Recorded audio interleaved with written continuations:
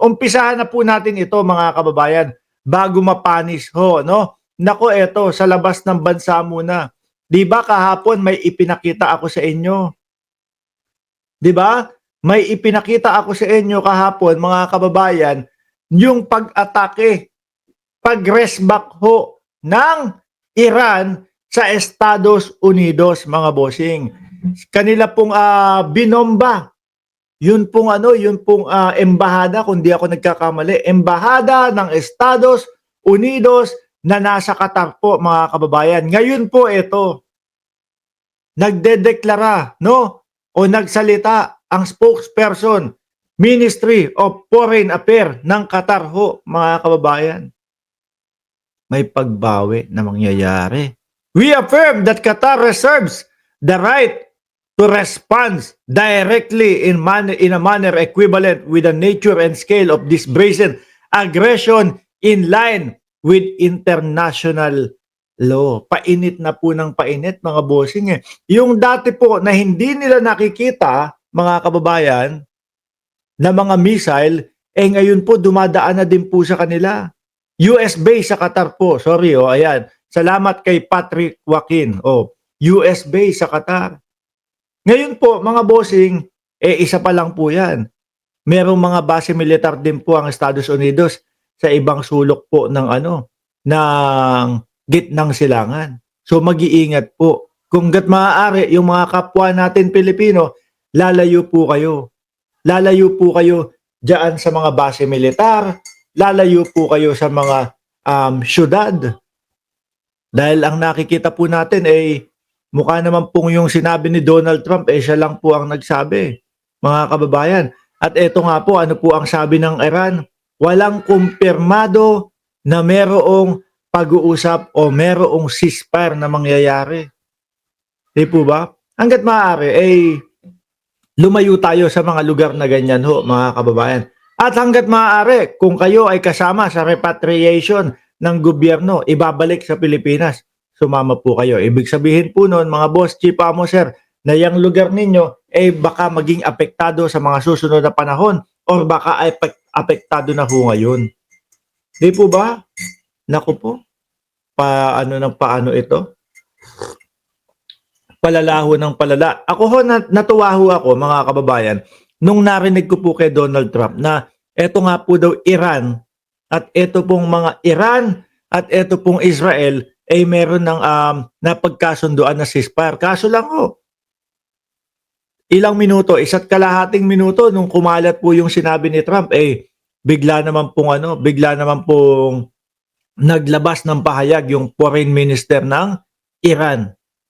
Mark, nasa State of America ka ba? Kamusta dyan?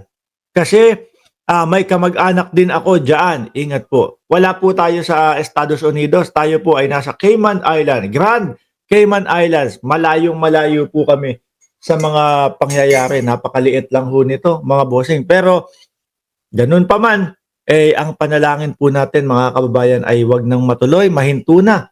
Ito pong lumalaki at palaki ng palaki ho, mga bossing. No? Biruin mo, ayan, Estados Unidos, kasali na din. Dahil nga doon sa pagbomba ng Estados Unidos, doon po sa napakalalim, 100 meters yata, kung di ako nagkakamali, 100 metro ang lalim. Metro o kilometro, masyado naman yatang madami yung 100 kilometro na lalim. Di ba? Binomba din ng Estados Unidos, kaya ngayon nagwawala yung Iran pa din. Anyway, mga kababayan, buti pa ang Qatar, matapang, sabi. Bakit? Si Digong, kaya pala bunker buster ang ginamit. Ang ginawa ho doon, mga bossing, no? Hindi lang ako sure kung 100 meters ba o 100 kilometro ba yung lalim nung pinaglalagakan nung kanilang ginagawang nuclear. Merong missile ang Estados Unidos. Naaabot po ng 60 kilometro o 60 metro na kayang tumaguso sa ilalim ng lupa. Yun yung ginamit nila. Kulang, kapos. 'Di ba? 60 lang 100 yung kailangan lalim abutin dalawa. Una, isang bagsak. Boom. Tapos nung medyo lumalim na, parehas na butas, yun din ang babagsakan. maaabot kasi malalim na ng 60 ano yun eh, 60 eh. Tapos pangalawang bagsak 120 sa pool na sa pool, mga kababayan. Pero sana nga ho, no? Yung balita ni Trump ay magkatuloy-tuloy at magtotoo na ho, mga bossing, dahil unang-una madami din po tayong mga kababayan na nandiyan sa gitnang silangan. Sabi ni si Reza Post, natae na ba ang Supreme Leader na si Ayatollah? Patola. Nako po. Ay, nako.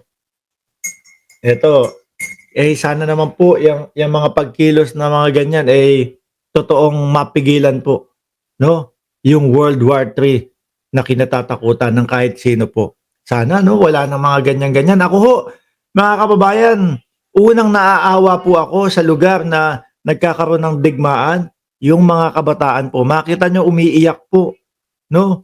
Yung mga dapat po sana naglalaro po sila sa kalsada nila, naglalaro po sila sa kanilang mga lugar. Pero ano po, stress, nag-iiyakan, natatakot. Di ho ba? Wala naman daw ho uranium doon na delikado. Kung meron ngang nuclear doon, di kakalat sa hangin ang epek. Kawawa ang mga kapitbahay. Sabi ni Ma'am Cora Yanse. Yung mga kabataan, kawawa kung makita nyo po. Imbis na sana nag-i-enjoy sila sa kanilang kabataan, kagaya natin nung tayo ay mga kabataan. Sino dito yung mga nagtatanching? Yung kapag ka Sabado, Linggo ay nagkukumahog, gumising ng maaga. Pag Sabado, Linggo, kukumahog, gumising ng maaga. Bakit to? Magtatanching sa labas, maglalaro ng text, maglalaro ng kalog ng, alam nyo yung tansan, tapos gaganunin. Doon tayo nagmamadali eh. Pero kapag may pasok, Monday to Friday, gigisingin ng alas 5:30 ng nanay para pumasok, hirap na hirap gumising. Di ba? Dapat yung mga kabataan nila, ganun, naglalaro. Nakakaawa lang ho, mga bossing. Sana lahat ng ito ay matigil na at matapos na po. Kaya lang, sa mga nakikita nating mga pahayag ho, mga boss, mukhang palala po ng palala. No? Alisin ko na ho ito, mga bossing, no? Ngayon, no, good news naman tayo. Nako, sa atin, good news ito. Hindi ko alam sa mga DDS, mga kababayan, malamang po, bash ang aabutin ni Pangulong Bongbong Marcos dito. Bakit to? Nako, ayaw nila ng ganitong mga balita ho, mga kababayan. Ang gusto nila, yung bumabagsak yung gobyerno ng Pilipinas, yun ang balita para sa kanila, mga bossing.